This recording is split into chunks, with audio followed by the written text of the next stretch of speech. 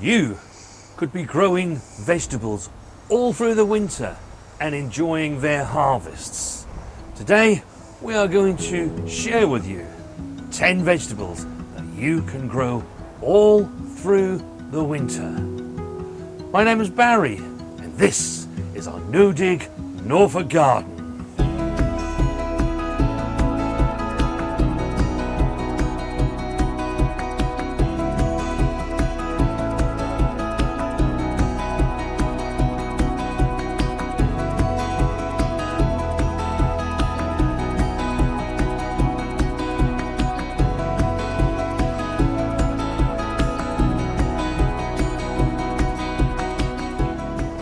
Just as in spring and summer, there is nothing better than stepping out into your veg garden and being able to harvest some lovely, fresh vegetables. Number one on my list is cabbage, and in particular the Savoys. They will stand the rigours of winter. They're not affected by frost that much. It would have to be a really hard frost before these became affected. And of course, they stand in the ground for a long, long time. At this time of the year, things grow so much more slow.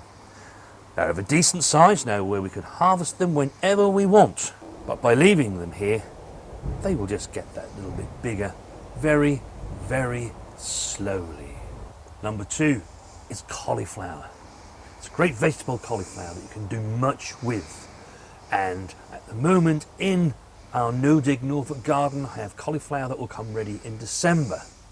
Sendis is ready to go in January and February. Aylesmere, March and April. So depending on which varieties you grow, you can get a harvest all the way through the winter. The third vegetable I want to share with you are leeks. Leeks are an amazing vegetable, part of the allium family.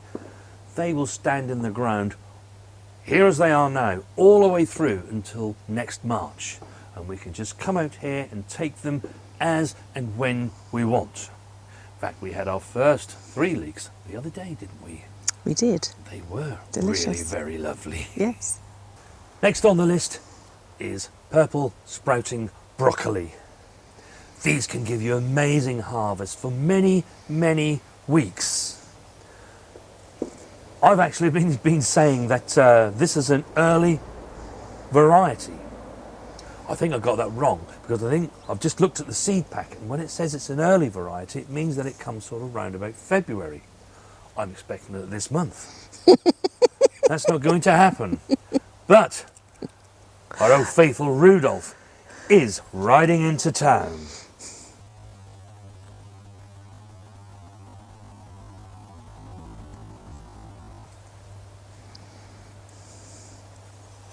Swede are an amazing vegetable.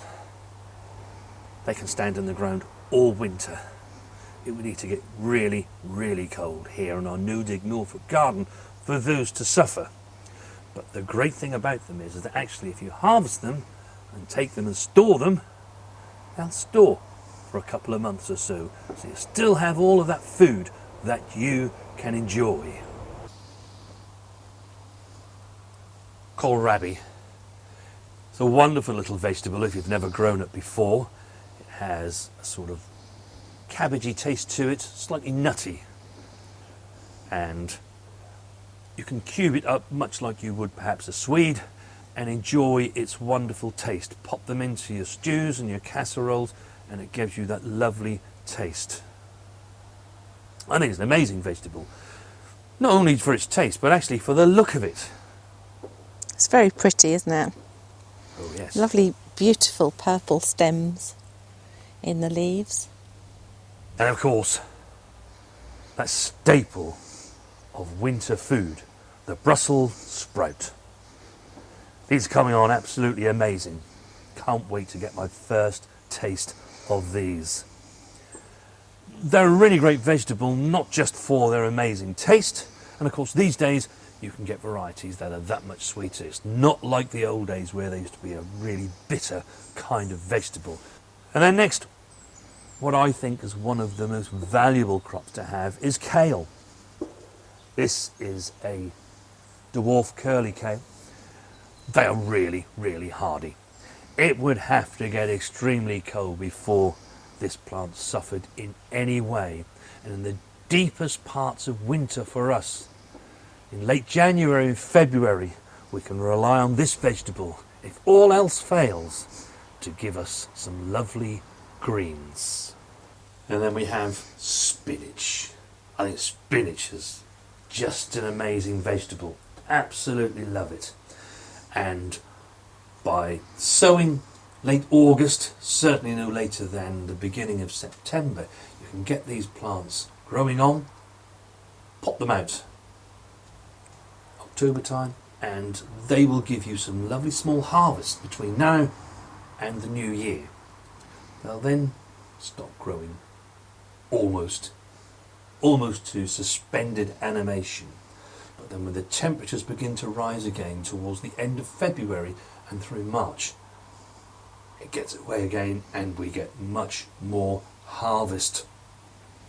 So it's like a bonus harvest at this time of the year, with the promise of much to come once we come out of winter. The other reason it's really good to plant it at this time of the year is that you'll often see on seed packets that it asks you to sow it sort of February time, March time. The problem with that is that you've only got April, May, June.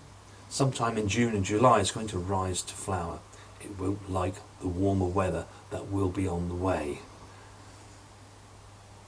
So you get a much shorter cropping time, whereas by doing it this way you can be enjoying those harvests from October all the way through to next June.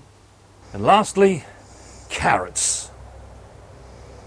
Now with carrots, when it gets really cold and it starts to freeze, the sugars actually rise up the roots.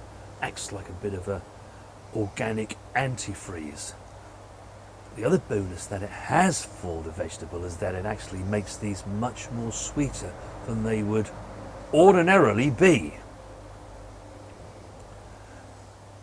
Carrots are largely unaffected by frosts and really cold weather. It would have to get really quite cold before they became affected. But you can mitigate that by either mulching over the soil. You can see myself and Mrs. W have done this. We actually did this earlier in the year because the tops were poking up. We want to stop them going green.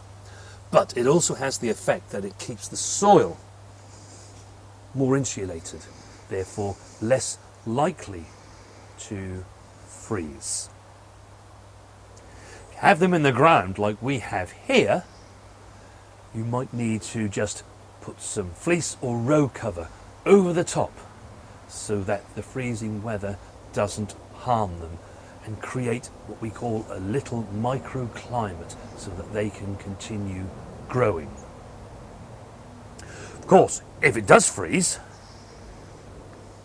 and the ground gets a bit hard, you need to keep an eye on the weather to know when that's going to happen, because if you want carrots, you'll need to harvest those before that ground freezes. Otherwise you're going to struggle to get them out and break them.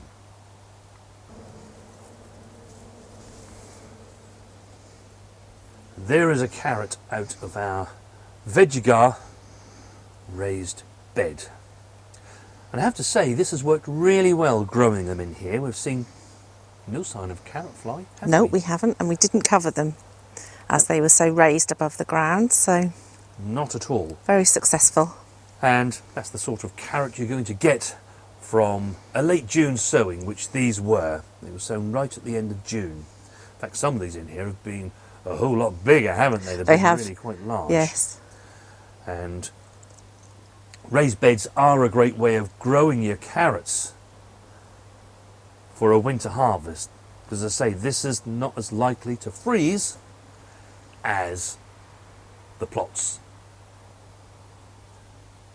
Cold air is much heavier than warmer air, and so gets down to the ground, and why your ground freeze. So the higher these carrots are planted, the less affected they are going to be by being frosted. They are our 10 winter hardy vegetables that you can grow to give you food to eat all the way through the winter months. Now, of course, we can't include everything. There are other things we grow over the winter period, but there are also things that we don't grow. So if you grow something different that you know works really well over the winter period, do let us know in the comments. Have a great gardening week. We shall see you on the next one.